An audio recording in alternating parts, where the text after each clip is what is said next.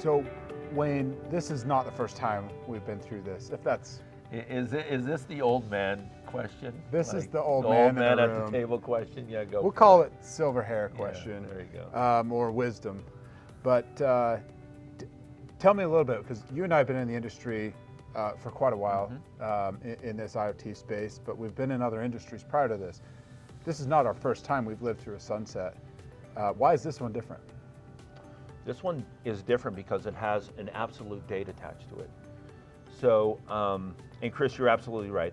And this maybe is very specific to an industry that I'm very familiar with, which is the ATM industry. And we started going through, and I joined the ATM industry in 1999. And I remember one of my first meetings was talking about triple DES. Triple DES compliance, going from single DES to triple DES encryption, and getting ready for that. And it is true, the requirement for triple DES got delayed year after year after year until 2005, where it was a requirement that you had a triple DES pin pad. But I remember the skepticism on behalf of a lot of ATM operators that, yeah, that day will never come.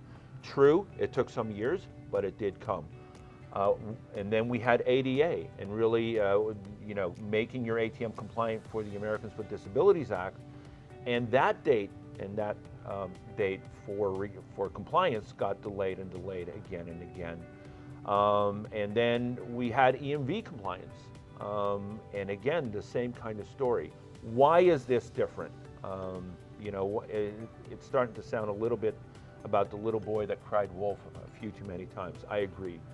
This is because it's not the federal government that can artificially, by a pen stroke, move the date ahead, or a processor who can just say, you know what, we're not going to go through implementation.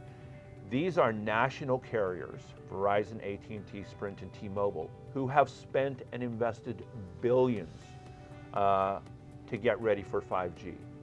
Every day that they delay is hundreds of millions of dollars in investment that they're not actualizing.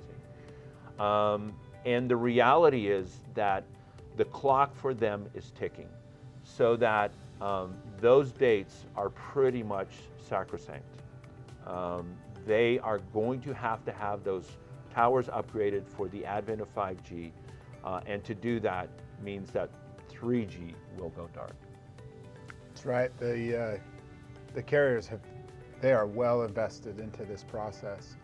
And if it were up to certain divisions of those carriers, certainly the network operators and those that have to support some of the legacy side of these networks, we'd be through this already. There's a very real aspect that there are industries, there are people that still utilize that network, and they have to be cognizant of that and be very careful, but they will move ahead. As you say, this is not a scenario where the date's going to be arbitrarily moved. We've known of the dates for a couple of years now. Not even COVID could slow the dates down or change them. Correct. Yeah. They're pretty serious about this. Yeah, that's a good point.